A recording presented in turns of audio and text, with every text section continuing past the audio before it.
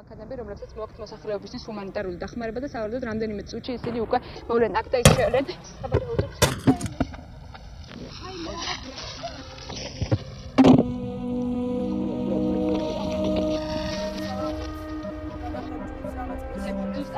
There's a lot of very brave and extraordinary work that goes on around the world from people who the public don't really know very much about. Politicians and society tends to be rather cynical about journalism, but I see enormous bravery, enormous challenge, great courage going on to surface things that the public really needs to know about.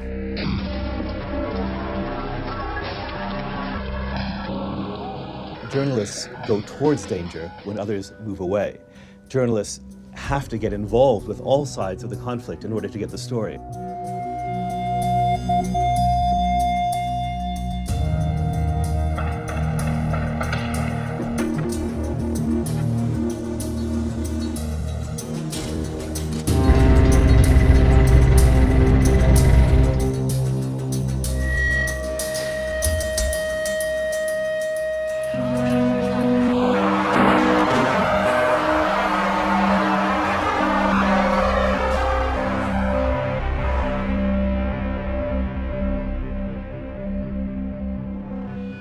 It takes a very fearless journalist to get up every day and say, you know what, I'm determined to continue my profession, even though I may have to spend the rest of my life looking over my shoulder.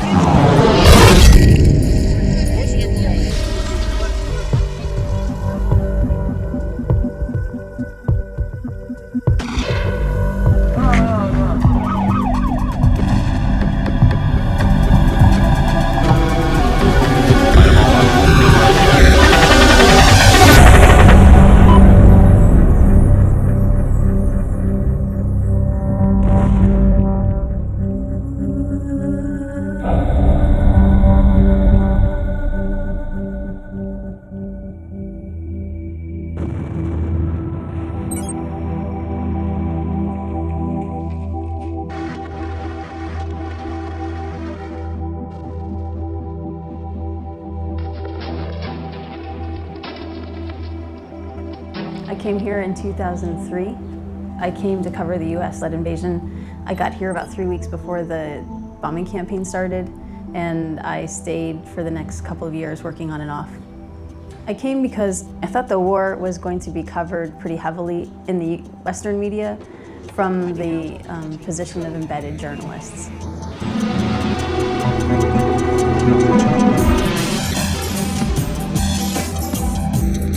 You know, if I was going to take any risk at all, I'd rather take the risk making a story that wasn't being told. And I was concerned that the Iraqi perspective would be neglected.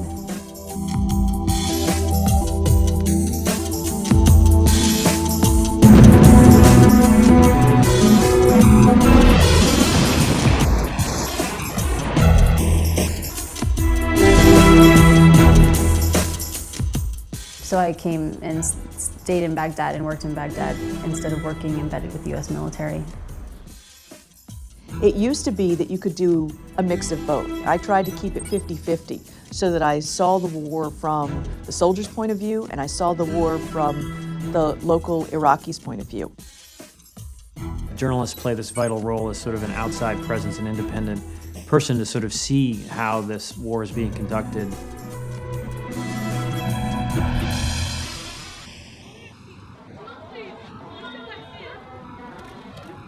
If you want to get to some of these stories, you have to take the risks of the people who are living through the same thing. And sometimes that means risking torture, risking kidnapping, risking death. I faced a tremendous amount of danger. I was shot at several times. My car still bears the marks of bullets. I was chased several times. I got messages, letters taped on the outdoor of my house. As the militants went from using us to reach the Western audience to just simply lumping us in with troops and foreigners as the enemy, we had to start embedding with the troops that was the safest option. That option, which used to be viewed as most dangerous, was now the least worst option. But when you travel with troops, you face the same risks. We wanted to go out with troops on Memorial Day. This was 4 months after ABC News anchor Bob Woodruff had been hit by an improvised explosive device, and he was still recuperating from a brain injury. What was supposed to be a routine shoot lasting a couple of hours ended in horrible tragedy.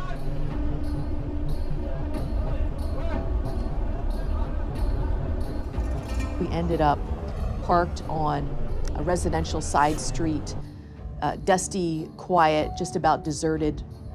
And we got out of our vehicles. Paul Douglas and James Brolin were filming in our direction. Turns out the insurgents were watching. They command detonated an approximately 500-pound car bomb through all of us. It killed James, our sound man, instantly, left Paul fighting for his life. He did not make it. He died at the scene, killed the captain and his translator instantly, left me fighting for my life, along with 4 other soldiers. I technically died 5 times on the operating table. I had both femurs shattered, shrapnel to the brain, both eardrums blown out. I was burned from my hips to my ankles, but worst of all, my femoral artery was cut. So I bled out more than half my blood, they estimate. The other folks with me were equally horribly injured. So it was a handful for the surgeons to try to salvage. So.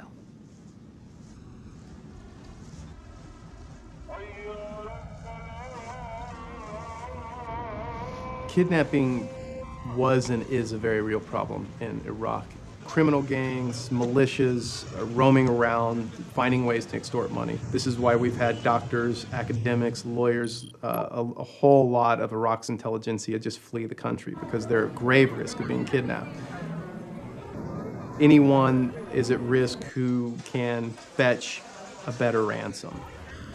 You have to be thinking, okay, it doesn't matter that I'm a reporter. Now to them, I am a Westerner with a potential big price tag on my head.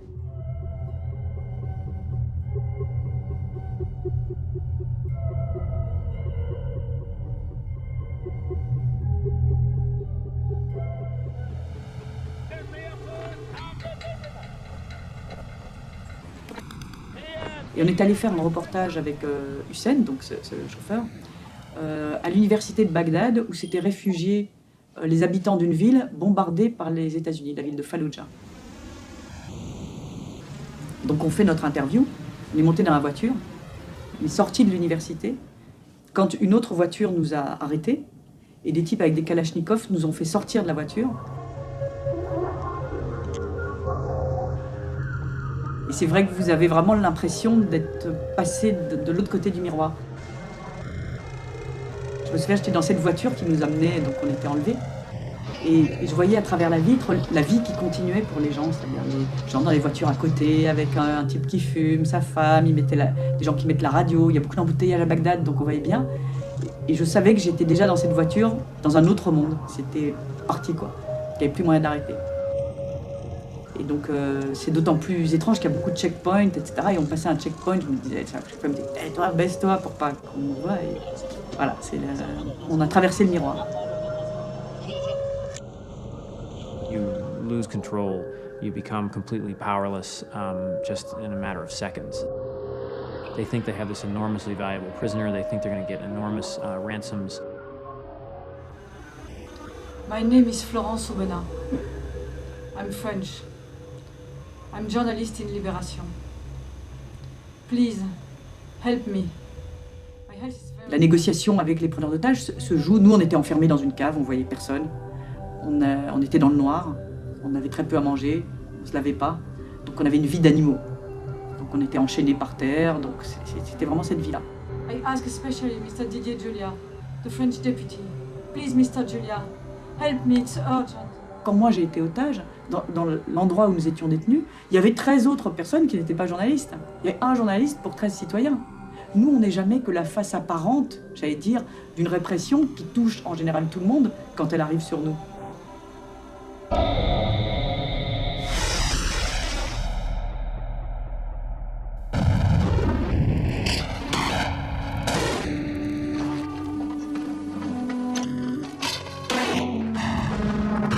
You know, as dangerous as it might seem sometimes in a place like that, you know, it's unstable where the government's really out of control or there's a lot of fighting and insecurity. If you make sort of friends who can show you the way and give you some support locally, then it's not as bad as it seems. In fact, I often felt like I was sort of protected by the people around me as best as anyone could be.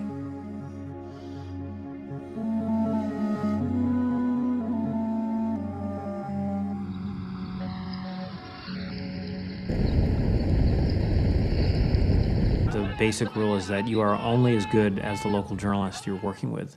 They are by far the most important decision you'll make. They understand what's happening on the ground in a way you never can. If you wanted to be a good journalist in Iraq, you had to risk your life. Other way, you can't do it.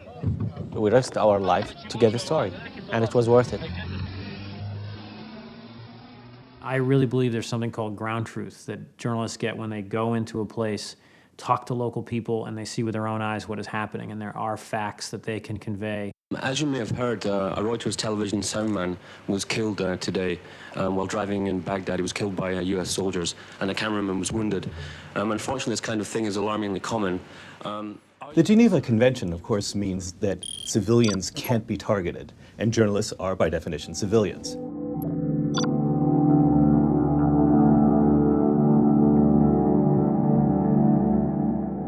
We have had people killed, it is really because the military says they cannot tell the difference of a journalist doing his work on the battlefield and someone who is on the battlefield for nefarious reasons. And so then the Geneva Convention, for all the protections that it grants civilians, does not help the journalist in the field.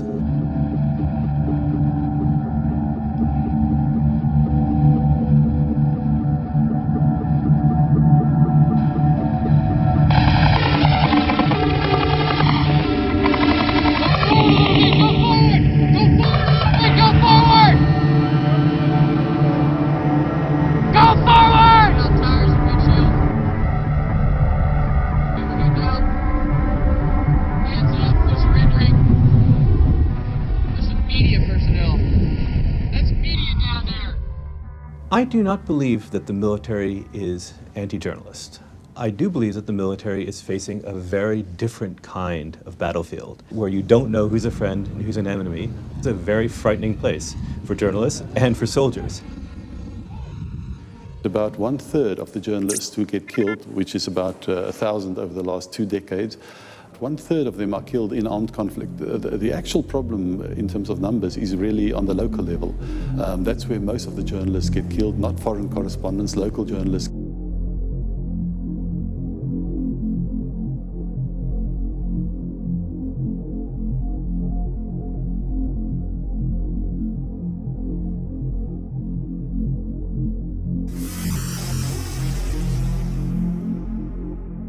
Particularly in the case of Iraq, we've seen more of our colleagues locally killed.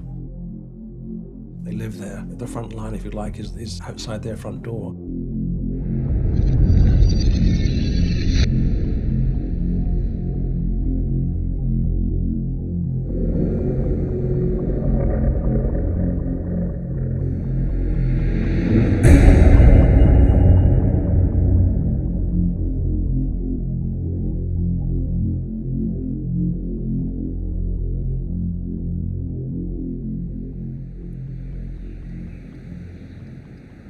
AP doesn't have people parachuting in from outside.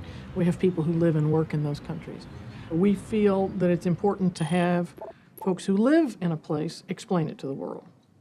In April of 2004, Bilal Hussein, a photographer for the Associated Press in Fallujah, was picked up by the military, which believed that he was working for insurgents and held him for what ultimately was 2 years without charges.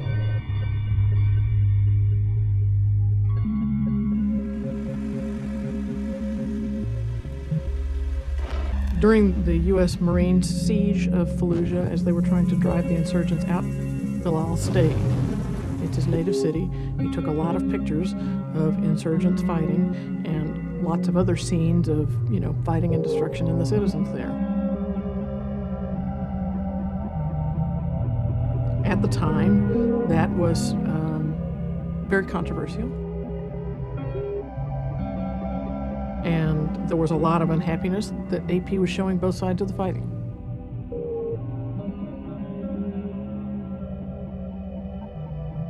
Different people in those situations, whether it's the U.S. military or the contracting companies or the locals or a resistance group or whatever, are going to all perceive us in their own ways, and usually that means with suspicion and basically seeing us as a problem. It did not stop us because that was the norms at the time. I definitely didn't know better. I thought it's a package, fulfilling the dream of being a mouthpiece for the Iraqis and getting the danger that comes with it.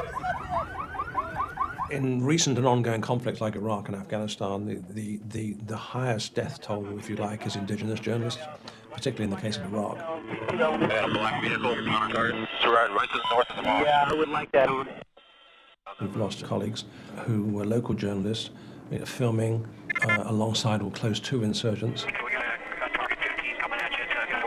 On the battlefield, in the heat of the moment, someone who looks different from the model of a foreign correspondent is even more at risk, because even if he is carrying a camera, even if he is carrying a tripod, the assumption seems to be that they could be hostile.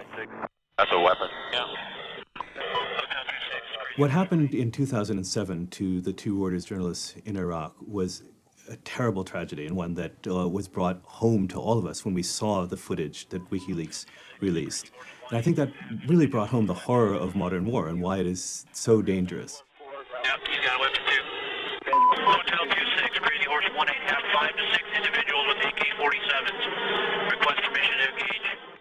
What you had there was Apache helicopters firing on a group of people from at least 500 meters away, maybe a couple of kilometers away.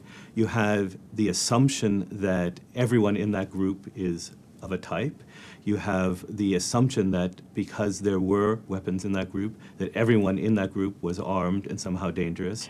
And it became just a terrible tragedy that the gunships fired on those people. Our correspondents were killed along with others.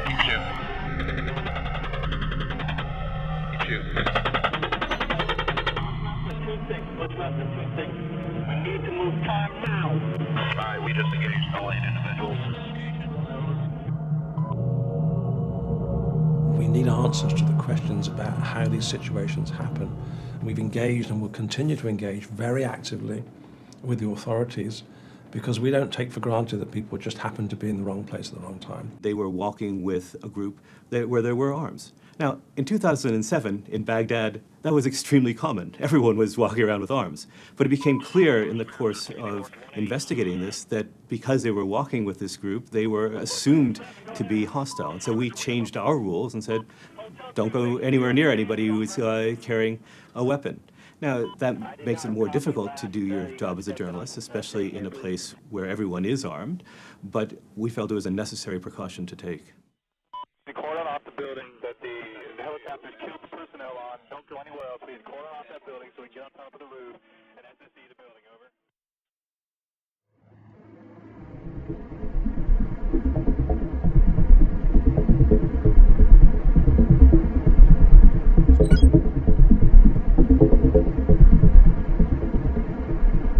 We were invited to an interview in November of 2008 with a Taliban commander just outside of Kabul, the capital of Afghanistan.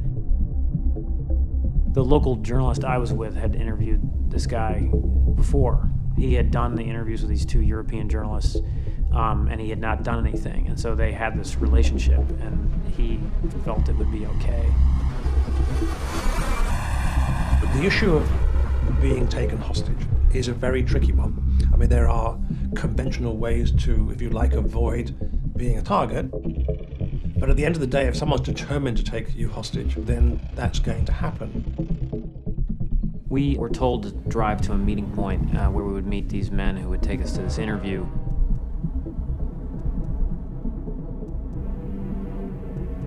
We rounded a corner and there was a car blocking the road, and these two Taliban gunmen rushed up to our vehicle. Didn't seem real at first. We thought there was some confusion. We hoped this was sort of a rough introduction for our interview, but it became, very clear that wasn't true.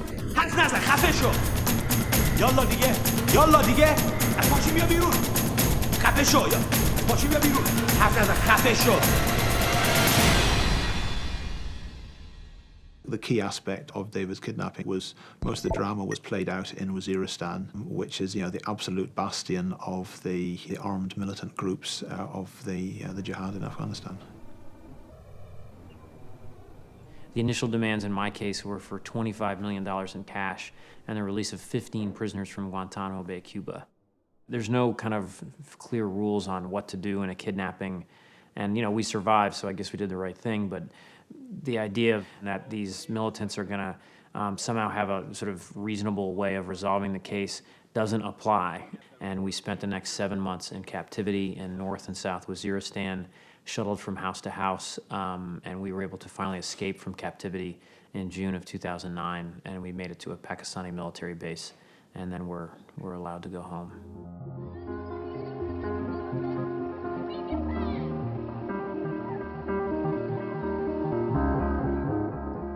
The people that are most vulnerable to kidnapping are the local reporters who are doing very valuable reporting in their own locality. They are very, very much at risk.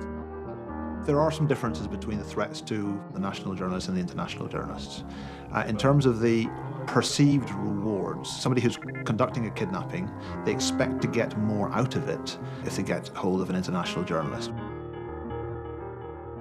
But of course, if they just want to be able to pick up a national journalist, then probably nobody will come after them, and they don't have to perceive any particular threat of law enforcement action.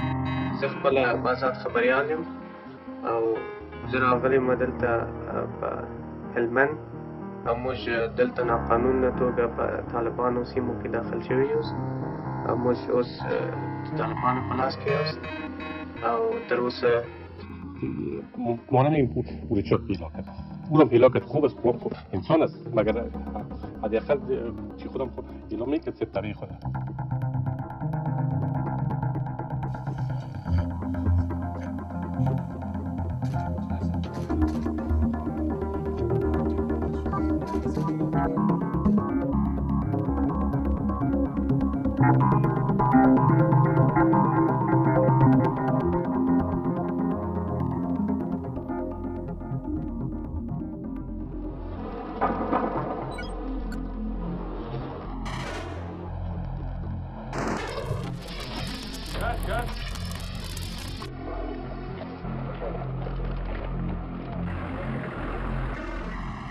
I've been detained twice, but I did feel that going into Bosnian Serb territory and being arrested there was worth it. Journalist restrictions were simply that we were not allowed into Bosnian Serb territory without an escort. I felt that they were hiding, this evidence of thousands of people dying. I went to checkpoints and said I was simply driving through Bosnian Serb territory, when in truth I was trying to find these graves. Those stories helped prove that 8,000 men and boys were executed in Srebrenica. A Bosnian Serb watchman saw me and arrested me at the site, and I was held for 10 days. I was treated well, I was never beaten, but they were convinced I was a spy. I think my kidnapping in Bosnia was basically about controlling the message. They sort of kept denying that they had carried out these executions. Right before it was released, they had me do an interview with Bosnian Serb TV where I said I found no mass graves. It was a false statement, but I was desperate. I am very happy to be in Belgrade and very grateful to the assistance of the Serbian government in getting me here, and it's a great relief for me to leave the Republic of Serbia. When journalists stop going to these places, the militants that are terrorizing civilians, they win. The governments that are oppressing opposition groups, they win.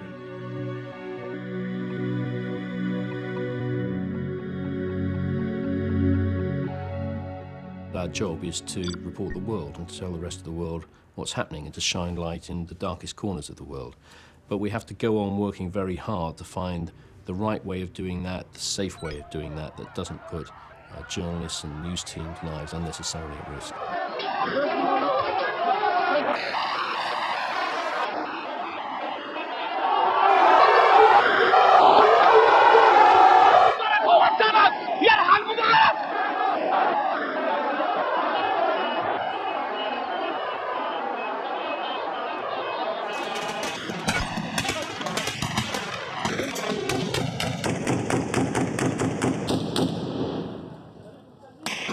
يا اسمع في دبابات قدامك طخ من فوق ضوء.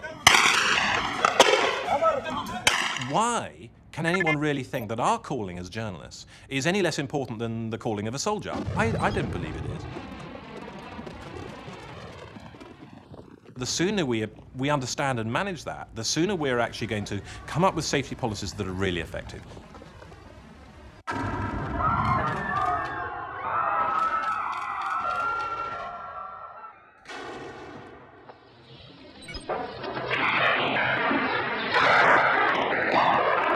A journalist has to be concerned about all the contingencies that could arise, from landmines to the possibility of crossfire, to the possibility of incoming mortars, to military forces simply changing sides. So a journalist needs a certain level of combat awareness training as well as emergency first aid.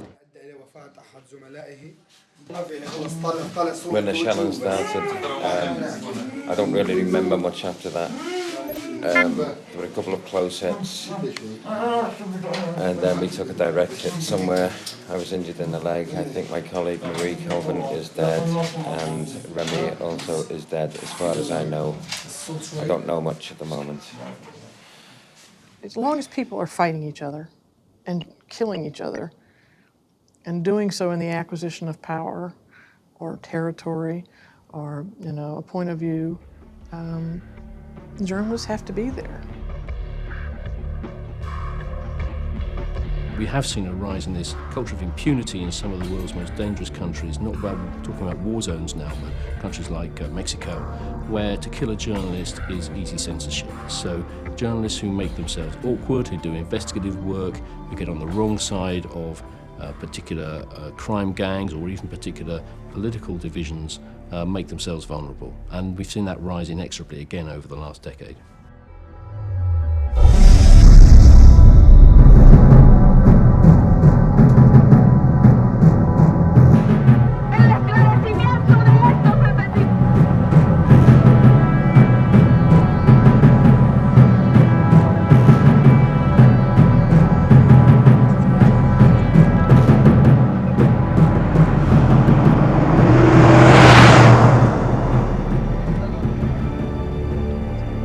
Pues sí sientes así como una cierta inseguridad, ¿no?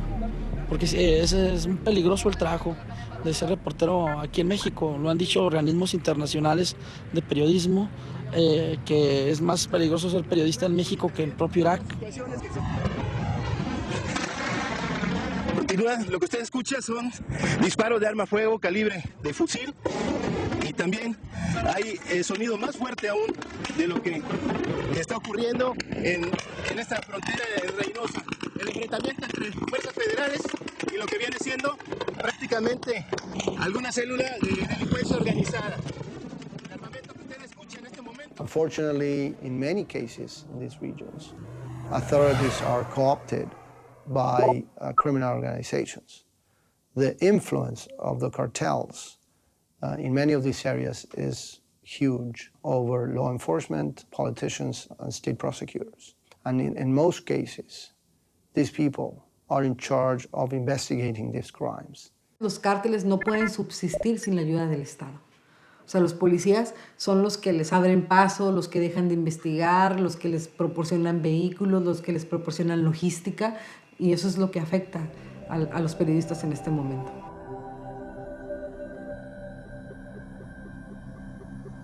There are people who benefit from crime, either drug barons or politicians, who want to send out a very strident signal to people in our profession. They're targeting investigative reporting. They're targeting journalists who get up every morning and want to spend time on investigating corruption. Fear is one of the overriding characteristics affecting journalism in Mexico. Drug cartels have been basically conducting war against journalists as well as others in the community.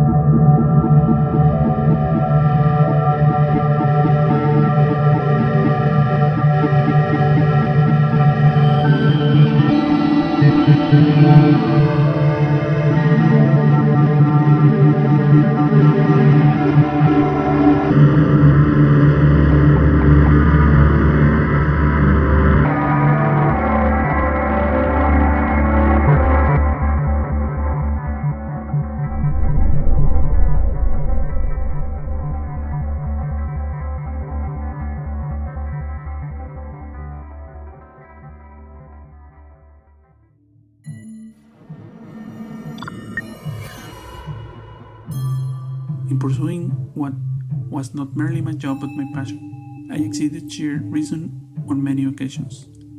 So it often happened that in trying to capture the best image or dig up a scoop, I crossed the line into danger. In 2006, I received reliable information that several journalists were named on an organized crime hit list because of their reporting on the Juarez drug wars. My source told me I was on that list. I was doing some investigation related with these abuses, human rights abuses for militaries, but in the same time, this incident happened at the massacre of the rehab center. So I got information that witnesses said that at least one big truck with soldiers blocked the road to help the hitmen to be at the rehab center and kill these people. With these two investigations going side by side, I start to notice that I have been followed. One day, my wife, she go back home, and outside of his minivan, she noticed that another minivan who was following her parked just outside of the house. There's two men in the minivan. One of the men take out his arm and pointed like this. This moment is when you understand that your family, now they are in your danger. We have a phrase, it's quite common among the police officers in Mexico.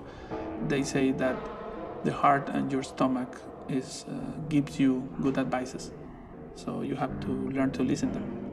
So you feel that something is wrong. I can explain it, how do you feel or when do you feel, but something is strange there. So that's when I start to say, okay, I need to leave.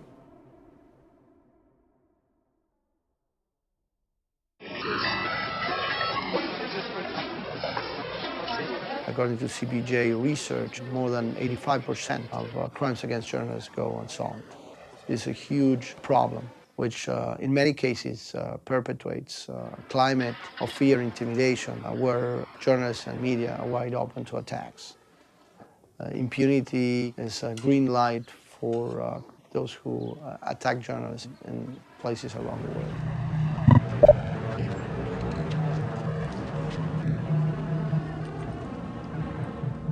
Ya tengo más de 20 años haciendo este trabajo, es mi pasión y pues tengo que seguirlo, no puedo quedarme yo como persona callado a lo que está pasando.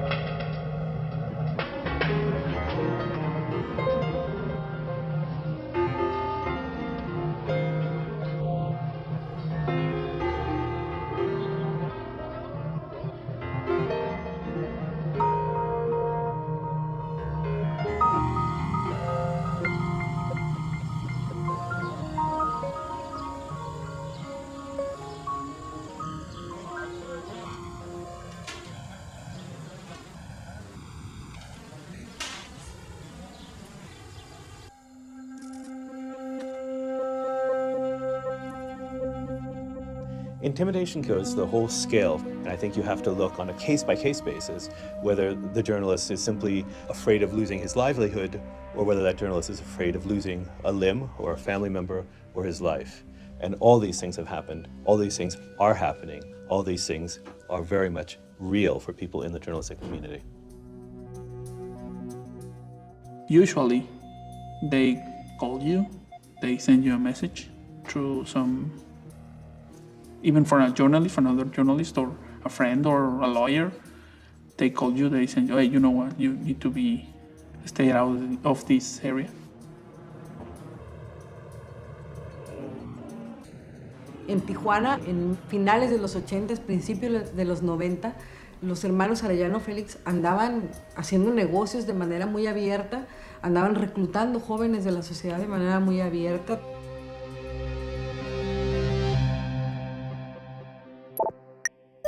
Don Jesús Blancornelas estaba haciendo investigación sobre el crimen organizado y cuando Blancornelas identifica a este grupo como los criminales o los narcotraficantes que se están adueñando de las calles de la ciudad, empieza a señalarlo y obliga a las autoridades también a investigar.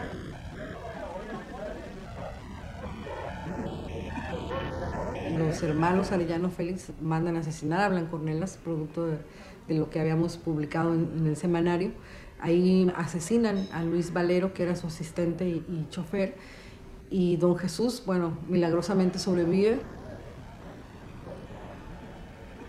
Tuvo más de 80 impactos de bala la camioneta de don Jesús. En el lugar de los hechos del atentado queda muerto uno de los sicarios. De hecho, el que iba encabezando el grupo de asesinos. Entonces, en nuestras investigaciones nos damos cuenta que esta persona pertenecía al barrio Logan de San Diego y que servía al cártel Arellano Félix. Entonces, era la principal liga para dar con los autores intelectuales del crimen. ¿Por qué, si sabemos que los líderes del cártel Arellano Félix atentaron contra la vida de don Jesús Blancornelas, por qué no están siendo juzgados por ese delito? No muchos medios, a pesar de que el narcotráfico es cada vez más fuerte y más terrible en México y lacera más a la sociedad mexicana, se atreven a hacer investigación sobre el narcotráfico, sobre el crimen organizado, precisamente por las consecuencias. ¿Qué pasó? ¿Cuál es el problema? ¿Qué pasó? ¿Qué pasó? ¿Qué te pasa? Tranquilo. In late July, 4 journalists were kidnapped. 2 of them worked for national TV stations. And as a demand for the release, the cartel said that the national TV must broadcast some videos showing the other cartel in collusion with federal authorities.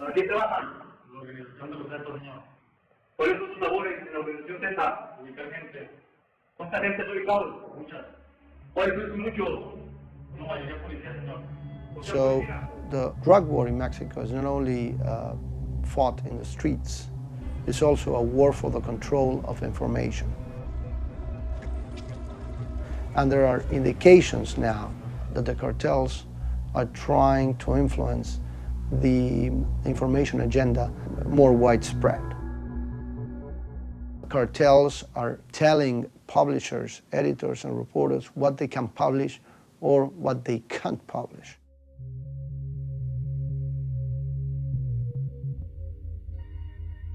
The sense of impunity against press is high now. Many people who can pay for kill a journalist, maybe some of them are thinking and kill a journalist because it looks like nothing is going to happen. I think they have a double purpose. One is to shut up this person, to eliminate this person, as well as to send the message to other journalists. This is going to happen if you don't follow my rules. Reafirma su condena a los asesinatos de los periodistas Gabriel Funge, Guillermo Luna Varela, Esteban Rodríguez y Acema Becerra y Regina Martínez. No descansaremos en la colaboración con su gobierno para que se haga justicia a los periodistas fallidos. En 2004, mi compañero Francisco Javier Ortiz Franco es asesinado también a manos del cártel Arellano Félix. Él acababa de hacer una denuncia a través de un reportaje publicado en Z de cómo estaba integrada la estructura de sicarios y lugartenientes del cártel Arellano Félix y cómo estos tenían una relación de complicidad con la Procuraduría del Estado. Creo que fue uno de los hechos que más ha afectado la vida de don Jesús, obviamente después de su atentado, porque incluso pensó en que quizá era necesario cerrar Z, que cuántas vidas más quería para entender que en México no podía hacer lo que estábamos haciendo. The journalists themselves have tried to get the government to pass laws saying, a crime against a journalist is a federal crime. But this has all been very ineffectual. And so the journalists have to be very careful what kind of information they're revealing about the drug cartels. Entonces tenemos periódicos que ya no están investigando el narcotráfico en México. Entonces, por supuesto que la vida de un periodista afecta no nada más a la familia de ese periodista o al medio en el que trabajaba ese periodista, afecta a muchos otros.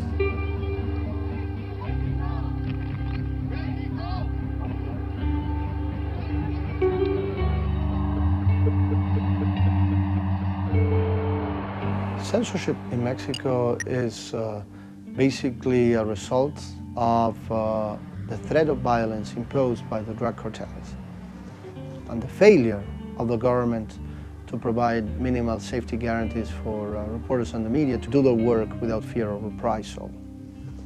Killing of journalists is not collateral damage. El gobierno está siendo cómplice al no investigar a los asesinos de los periodistas. El gobierno mexicano ha fallado en preservar la libertad de expresión en este país porque a veces también le es incómoda la libertad de expresión en este país. Yo no le estoy faltando respeto a nadie. Lo voy a grabar, es mi trabajo. Es mi trabajo, no meta la mano, joven. Por eso, pero no me por eso, yo no voy a hacer nada de lo que usted me diga. Mira, ahora, nomás se le va a pedir un favor, déjese grabar. Hubo un accidente. Por eso es un accidente, ¿cuál es el problema? Yo soy un medio de comunicación, a mí me interesan los accidentes, de eso vivo. Mire, no vuelva a meterme la mano, si quieren las cosas bien, no vuelva a meter la mano. Entonces, porque le pido el favor que no voy a dejar de grabar, claro que no, si de esto vivo. Loco. ¿Por qué no graba los secuestros que hacen los otros? También. No lo veo, A ver, yo dímelo, no dímelo. vi ¿Qué quieres que grabe? ¿Qué quieres que grabe?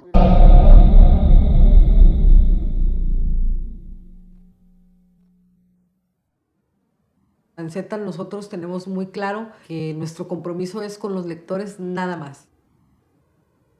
Consideramos nosotros que nadie, ni el gobierno corrupto, ni el gobierno abusivo, ni los narcotraficantes, ni los secuestradores, ni los criminales, tienen derecho a callar un medio que la sociedad está apoyando. La libertad y la solidaridad y el apoyo que hemos encontrado en la sociedad donde estamos inmersos es lo que nos hace salir adelante. Crime, corruption, and violence promoted by criminal organizations, by organized crime, is devastating the Mexican press, undermining citizens' right to freedom of expression and access to information, seriously endangering the stability of the Mexican democracy.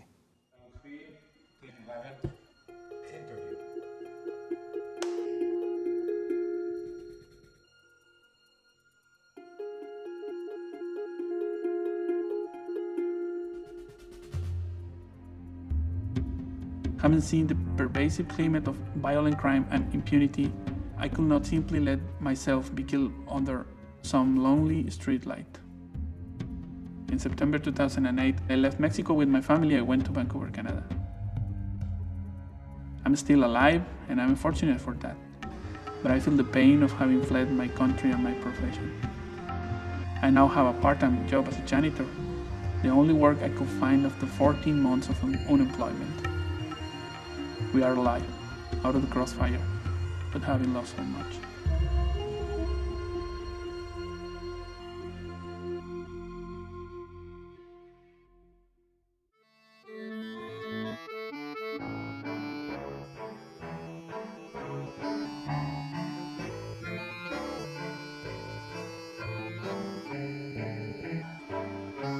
There have been 20 journalists murdered in Russia since 2000 when President Putin came first to office. And in none of those cases have those who commissioned the crimes been punished.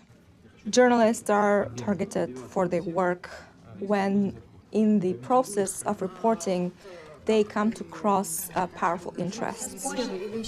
Каким будет Путин в этом сроке? Он будет закручивать гайки. Каким он будет? Обязательно.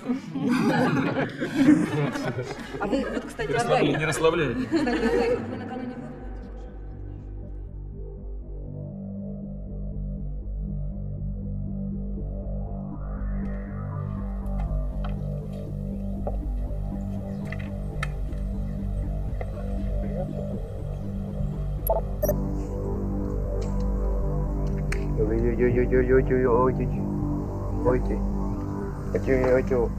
The murders of journalists have become less frequent in Russia.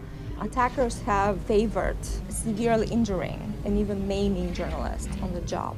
One prominent example of this new and frightful tendency is the case of journalist Mikhail Beketov. Конечно, да, и были предупреждения. Сперва собаку у него убили здесь во дворе. Потом взорвали машину. Ну вот, последнее. Газета называлась «Химкинская правда». Эта газета выходила 2 раза в месяц. Михаил, значит, был главредом. Писал чистую правду. То есть он ожидал нападения, так сказать, с минуты на минуту. Ну вот где-то сделал просчет.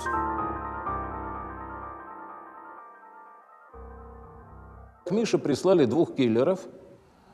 Они его обработали прямо на территории его дома, обработали битами, переломали ноги, руки, голову пробили. В общем, чудо, что он остался живой.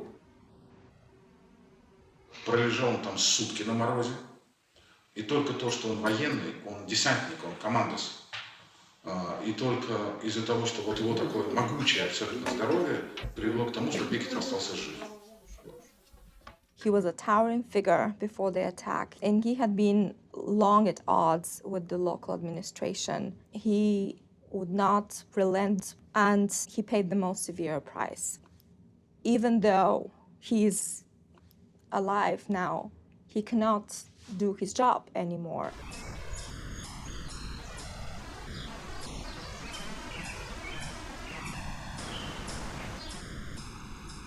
Вот вы когда ехали сюда, вы ехали со стороны Химок? Со стороны Химок, да? Это вот как раз весь лес хотели пустить под корень. Химки – криминальный регион, полностью подконтрольный тамошней власти. В городе Химки, там, где должна пролечь трасса, которую строят друзья Путина, братья Ротенберги, с помощью французской крупнейшей инвестиционного банка, люди встали на защиту леса. И Михаил Бекетов говорил, что трасса может пройти по другому месту. Владимир Стрельченко – это мэр города Химки. И, видимо, он был заинтересован в продаже земель под строительство вот этой дороги. И все отсюда и крутится. Такой человек, как Стрельченко, не заслуживает такой высокой должности, как мэр. Он не заслуживает представлять интересы народа. The government will not follow up and investigate these terrible crimes against journalists. And so, for years, these crimes go uninvestigated and unpunished. Сегодняшней акцией мы хотим сказать: руки прочь от гражданских активистов, руки прочь от журналистов, руки прочь от людей, которые честно выражают свое... Vladimir Putin is an ex-KGB officer, so there's a whole kind of shadowy world of these operatives, many of whom are now linked into business, some of whom have links with organized crime.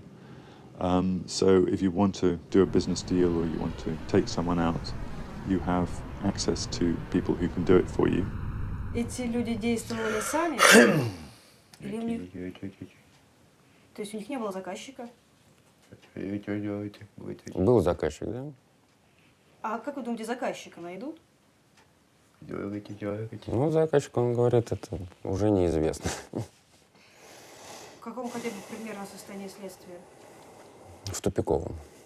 И почему не могут выйти на заказчика? Ну, потому что, ну, это уже чисто мои домыслы, что здесь замешаны достаточно высокие чины. There is a culture of impunity. In other words, killing a journalist is an easy way to get the story off the headlines, and there's very little follow-through.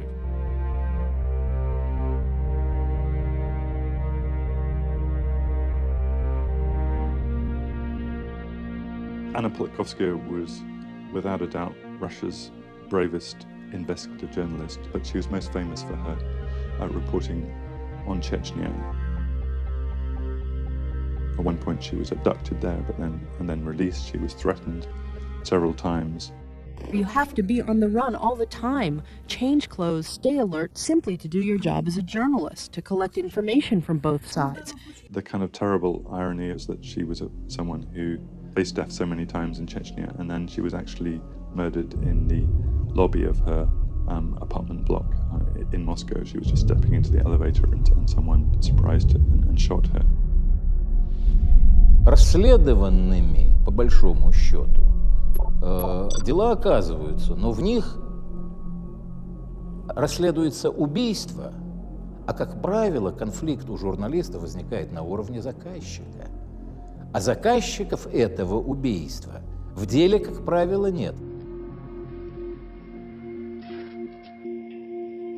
Novaya Gazeta, the independent newspaper based in Moscow, is probably the newspaper which knows most of what it is like to lose colleagues to work-related murders.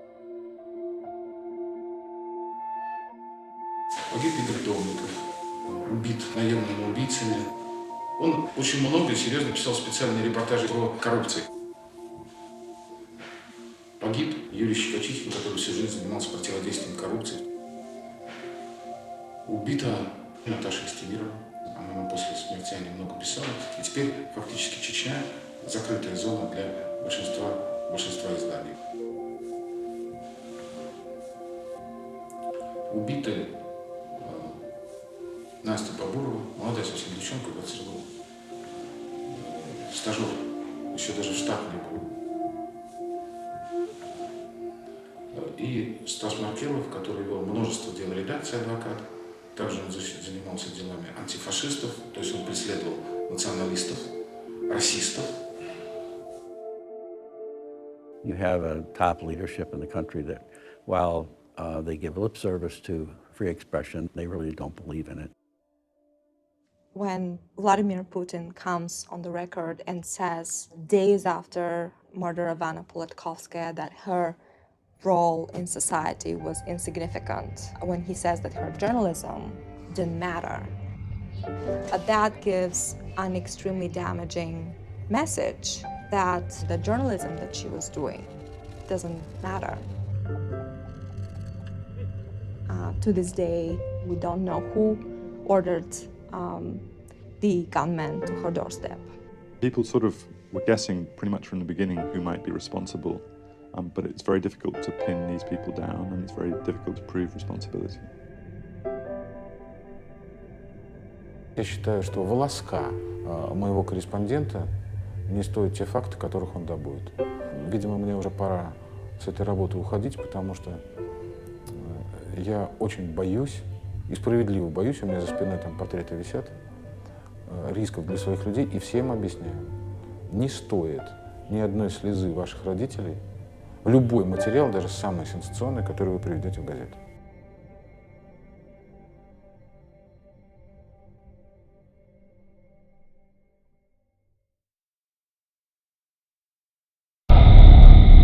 Moscow police are investigating a brutal attack on a correspondent with Russia's Kommersant newspaper.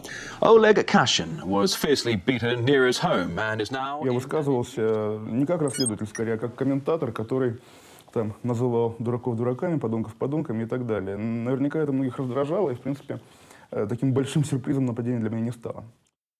Какой историей вы занимались, когда нападение произошло? Ну, было несколько историй. Первое, что мне пришло в голову, когда я очнулся, история Химкинского леса. На сам по себе лес всем наплевать. Просто в этом месте сплелись все вот такие больные точки. Да? Ну, во-первых, да, окей, хорошо, экология. Во-вторых, вот именно наглость, хамство и безнаказанность власти, которая для достижения своих целей готова там, идти и на насилие, и на обман, и на подлог, и на все на свете. Mr. Cashin currently in a very critical condition, in a induced coma. One video from a CCTV camera which actually captured the attack itself leaked into the internet on Monday. The police have already strongly criticized. 6 ноября ночью я шел домой, у меня дом обнесен забором с калиткой, и возле этой калитки стоял мужчина с цветами. И вот я подхожу к этой калитке, оборачивается этот мужчина, смотрит на меня, бросает букет на землю и наносит мне такой очень хороший боксерский удар в челюсть, от которого я падаю. Остальное я уже видел на видеозаписи, потому что, видимо, я от первых ударов потерял сознание. После этого второй мужчина, которого я не видел, появился из-за там такой есть темный уголок с железным прутом в руках. И этим прутом нанес мне, я пытался считать, но больше полусотни ударов по голове, особенно по области рта, то есть мне были сломаны обе челюсти. И мне сознательно зачем-то ломали ногу, видимо, чтобы я куда-то не ходил.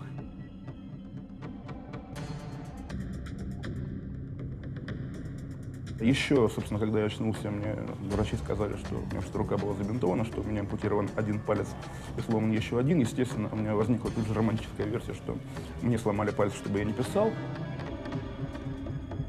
Мы спорим там с коллегами, со следователями, хотели убивать или не хотели. Наверное, не хотели, потому что если бы хотели, вот именно была цель убить, убили бы.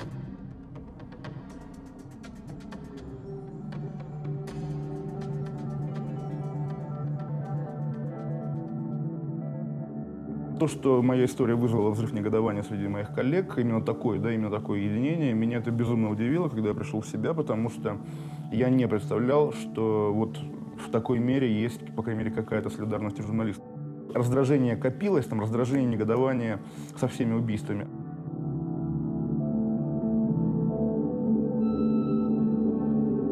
I think it's just a kind of natural phenomenon. This generation, this class, is standing up for freedom of speech and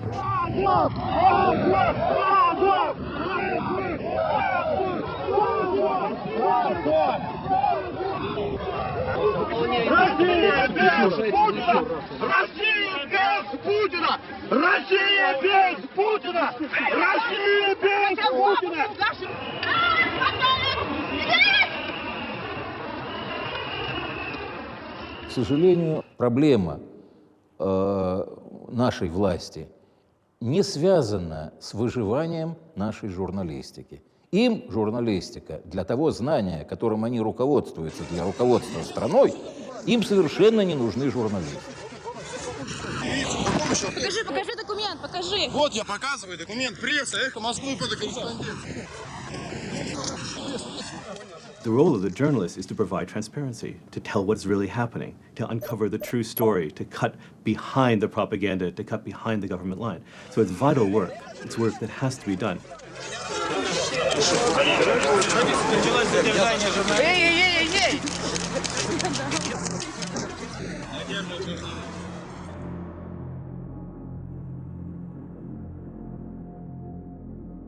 Газета называлась «Согласие правды», я являлся главным редактором этой газеты. Это подмосковная газета, которая издавала одноименное движение «Согласие правды».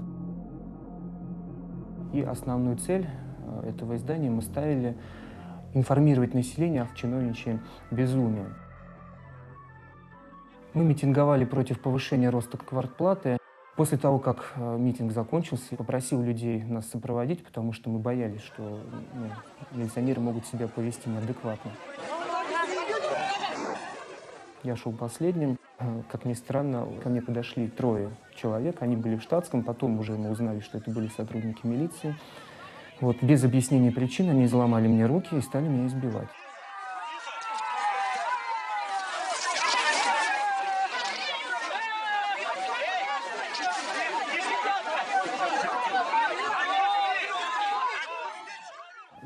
На счастье, просто 3000 человек свидетелей, которые не остались равнодушными.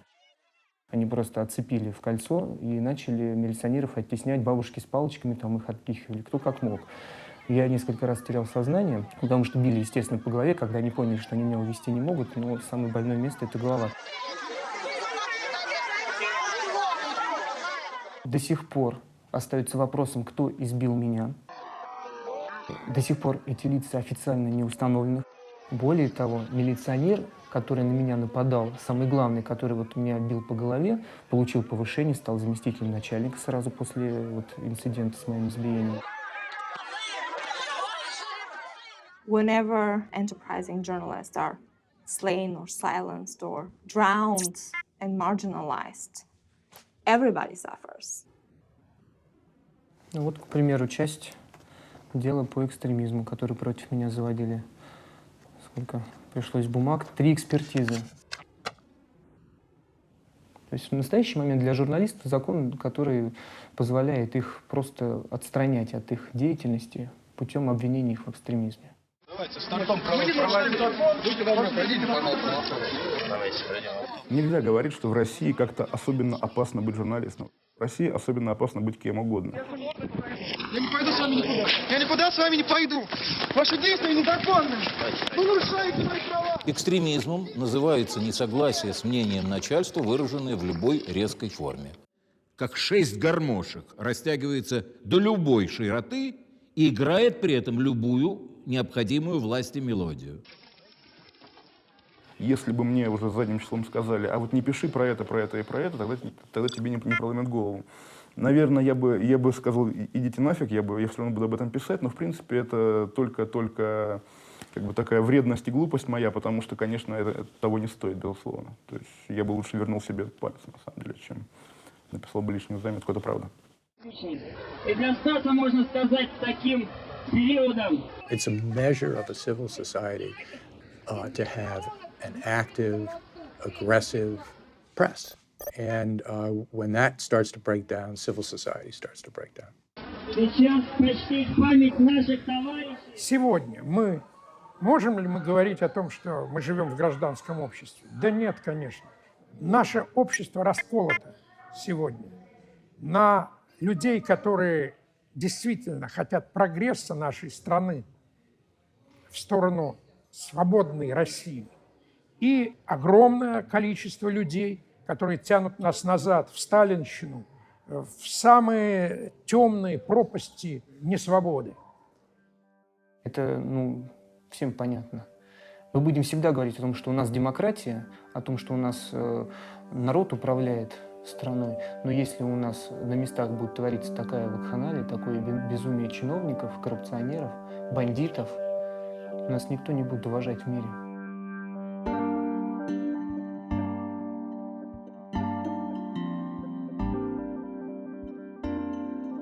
We can't say that the investigative journalism is extinct, not yet. But it is an endangered species. It only takes one journalist to be beaten or assaulted or murdered for the rest of his colleagues to think, why am I in this profession? I'm not being well compensated for this profession. What keeps me going? Isn't there an easier way of doing, making a living? Сейчас я ушел из журналистики, и, соответственно, на мой взгляд, я пока для них, наверное, не представляю угрозы. СМСки с угрозами перестали приходить. Меня, слава богу, больше пока никто не пытался сбить машины, и милиционеры меня не сбивали. Если вдруг я окажусь опять главным редактором и начну, не дай Боже, опять их обличать во всех грехах, думаю, будет тот же сценарий. Понимаете, я переживаю за свой город. Не хочется, чтобы там было чисто и красиво. Мне хочется, чтобы у нас хватало всем детям мест в детских садах. Хочется, чтобы у нас были дороги без ям. Я всегда был неравнодушным. К сожалению, это у нас вообще невозможно работать. То есть на местах это очень нереально пока. А есть ли вообще какие-то способы для журналистов работать? Анонимно. Как? Анонимно.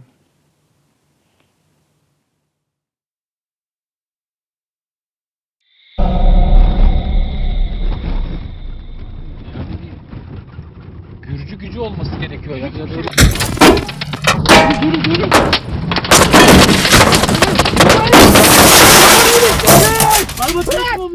I think the issue of journalist safety is something which should concern everybody and not just journalists. It should concern everybody who cares about the freedom of speech.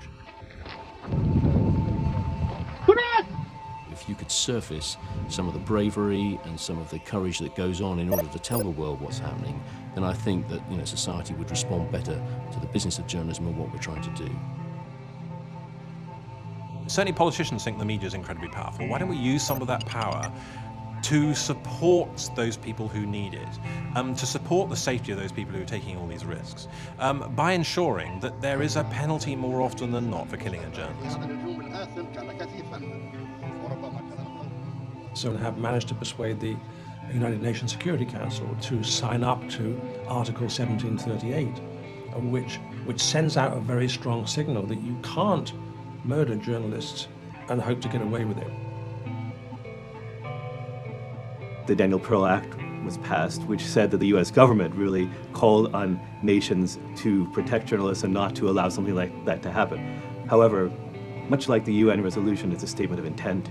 It has no real force.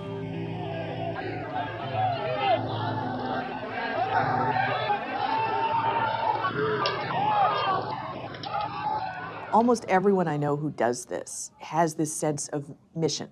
If you are in a war zone and see something happen in front of you that shouldn't be happening, and you bring that back to where the policymakers are, and they see that and they change the policy, you are doing your job. I am optimistic. I think that you see spreading around the world this general desire for the rule of law and for governments that are more accountable to their people. People want information. They want judicial systems that are independent. As that continues, you will see that there will be accountability for people who abuse journalists and less impunity.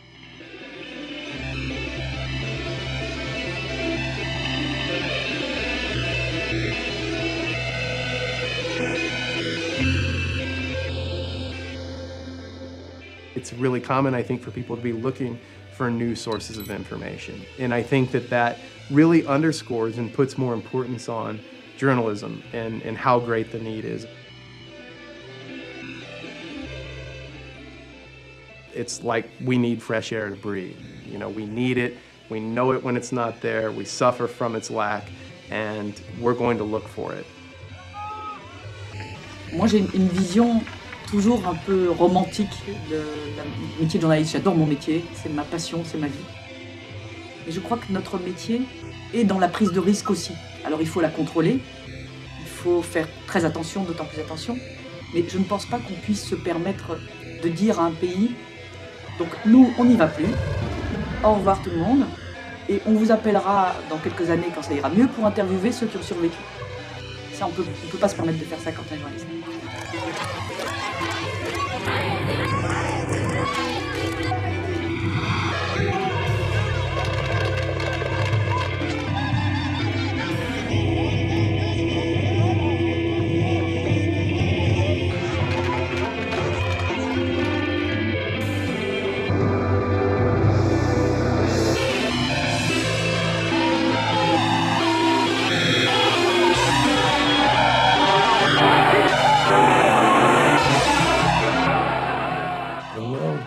Is part of a conversation. It's now leaning forward.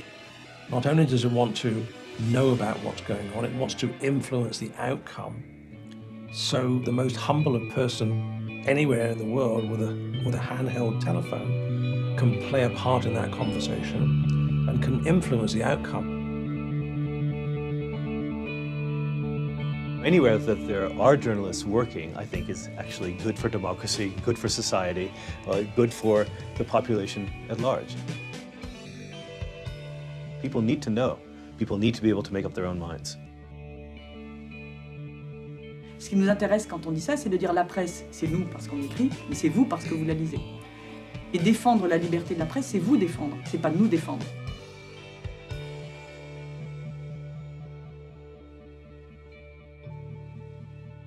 Killing of journalists, it's not a question that is directed to journalists.